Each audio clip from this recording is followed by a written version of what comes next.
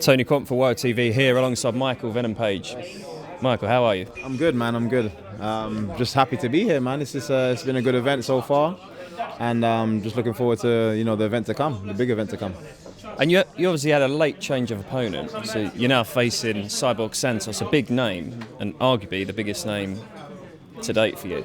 How when you received the news that your other opponent was out of the fight, how did you react to getting that name? And was that a name that was on your radar ahead of this fight? It wasn't on my radar. To be fair, I said from the beginning, it's my coaches and the promotion that more deal with it. Then they let me know the name. It didn't bother me. I think it's more exciting for everyone else than it is for me. Like, I just see it as another fighter, another person that has been around a longer period of time and has established a bigger name. But it's still exactly the same thing. Nothing's going to change for me. I always feel it's more awkward for my opponent to fight me than it is for me to fight my opponent. So I'm not worried. Do you feel the name? I mean, given the name, obviously now, if you get the win at Bellator 158, when you get the win, shall we say, does that put you in a better position, or your manager, like you just alluded to, you don't really worry about that kind of stuff, but do you feel that puts your career in a better position to be asking for the bigger name fights? And is that something you actually want, or are you still trying to establish your game and just, you're not rushing things? No, I feel like now I'm at that point where anybody is, I'm good to go with anybody. I did need that period where it needed to be like for like, as in, remember I was only at the time 3-0, and I was only 4-0, and I was only 5-0, and that's still young in a sport, especially when I hadn't started that long. But what it is, after my that first initial kick, people just put me on a pedestal straight away and expected me to fight anybody who had any kind of name, and I was still a baby in the game, and I feel a lot more confident all round. You know what I mean? There's always stuff to learn. I just feel more confident, and I can no matter what style comes at me now, I feel I can handle every single person that comes at me. The win is obviously different, but I feel comfortable. I don't want to go into a fight and lose because of lack of training or lack of knowledge in a specific area. So anybody's anybody right now, and as you say, after this win, I'm going to move on to even more names. And did you, at that stage, you sort of just talked about, you was 2 or 3-0, and you're getting this, notoriety across the world, these big spinning kicks and these fantastic performances. Did at any time you feel that pressure and you thought, look, I need to just take my time a bit? You don't want to be the guy who goes at 3-4-0, then slips up because you've got everyone behind you, and it would have probably put you in more pressure. Did you feel that pressure? You know what?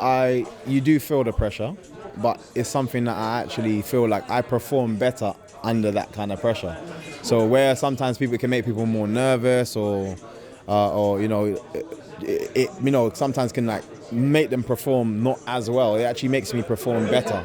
If you was to tell me there's 100,000 people watching, they're going to be at the show, then it's going to make me perform better. If it's 200,000, all I'm thinking is, how crazy can I be? I want people to constantly talk about it afterwards, and that kind of pressure excites me. It's weird. You do feel it, but it does excite me.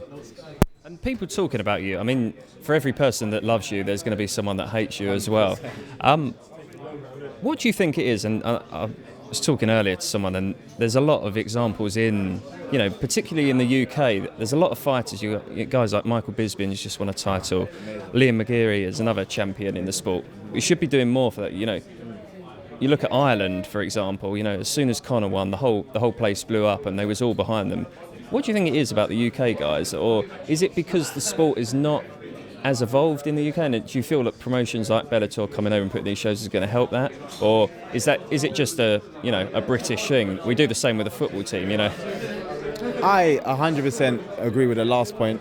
I feel it is just a British thing, and we kind of need to get over it and start support. And I think people wait too late to try and jump on the bandwagon and support their own. In the UK, I guarantee you, if I was from Scotland, if I was from Wales, if I was Irish, the kind of support that I would get would be insane. And it seems that every other country seems to do it. I don't know if we're more competitive with one another. I genuinely don't know what it is, but as you say, we do it in everything. We're constantly criticizing our guys before they go out and then complaining when they don't perform.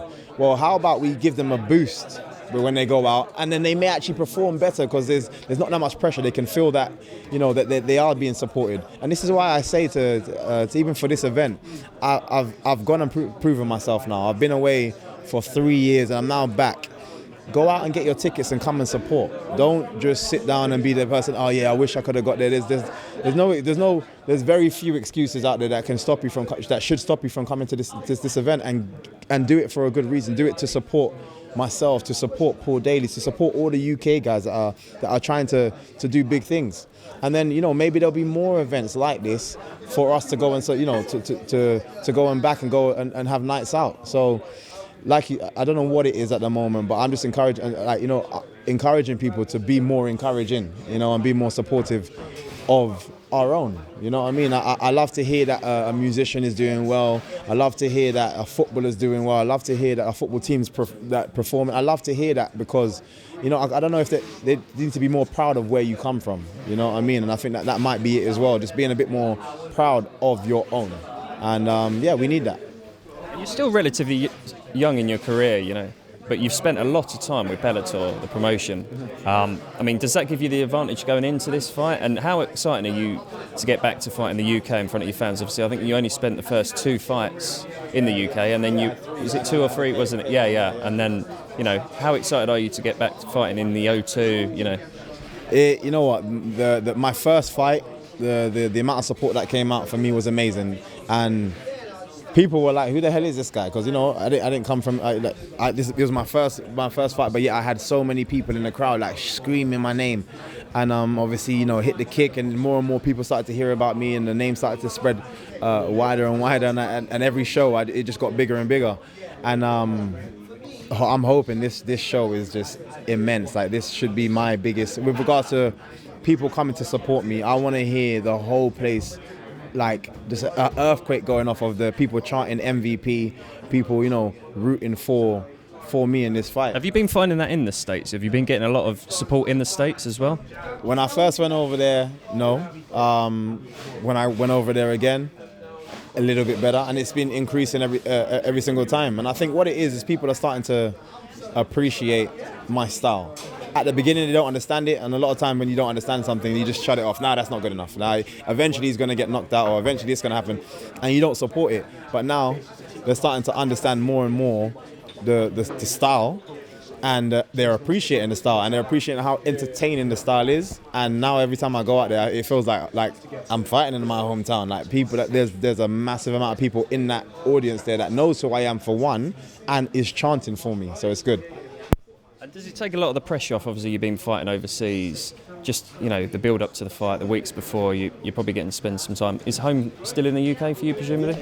Yeah. So, I mean, how exciting is it just to be at home, you know, come weigh-ins, you've not got to travel, you've not got all this stuff to worry about? It must be a good sort of factor for you going into this one. Yeah, it's weird enough, it's actually going to feel different now. You know what I mean?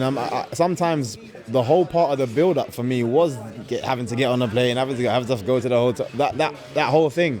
But with my family and friends here, it's I like being distracted. I don't like having to sit down and think about my fight. And this is why I got family in the States, and every time I go over there, they fly over to wherever I am. And we're in the room, we're laughing and joking, we're dancing, playing music. It's nothing to do with the fight. We're not sitting there worrying about, oh, what's this going to happen? Or what do you think here? What do you think there? What do you think here? What do you think there? It's not about that. You know what I mean? It's just chilling, relaxing, and feeling comfortable, and just chilled to go out there, because I'm about to have fun. And I think being in the UK is going to help even more so. Going to have more loved ones, more friends around me to act as that distraction. So it's going to be amazing. And can you give us your predictions for the fight? I'm going to toy with him. The crowd's it's just going to inspire me to do some crazy stuff. So I'm going to be toying with him. He's going to get frustrated. He's going to charge forward at one point, and you're going to see me jump. I'm not even going to say what I'm going to do. You're just going to see me jump up, and then he's going to fall down. That's all I'm saying. And what do you make of him as a fighter now? Obviously, he was a big name a few years ago, sort of going through the division, but now he's probably a shadow of his former self. It's fair to say his last 3 losses at least, he's been stopped. I mean, what do you make of him as an opponent? And do you feel he's more of a credible opponent than your previous opponent? I don't feel he's any more so. It's weird. It is a popularity contest because he has done well in the past. He's got that popularity on his side. I feel if he was exactly the same person, take away the name Cyborg, same record, same style of fighting, people would have then come to me and go, that's another Canyon fighting, and this is that, and it's the same. It'd be the same story, but because he's got that popularity, everyone's like, oh yeah, now it's a step up in competition. I don't see it that way. I just see it as another MMA fighter. He is very tough, and even though he has had a couple of losses, and you say he's not more of his former self, he's beaten someone very credible recently as well, in Brennan Ward. So it is a dangerous fight, but I see it slightly differently. I just think anybody that's tough enough to do the work that we do and step in the cage is a tough fighter. So, do you feel in a way that going into this one, like I said earlier, you're going to get people who love you, people who hate you. There's going to be, regardless of the outcome, there's going to be people saying, oh well, you fought Cyborg, but he was a shadow. Do you feel you're going to get that regardless of how this fight goes?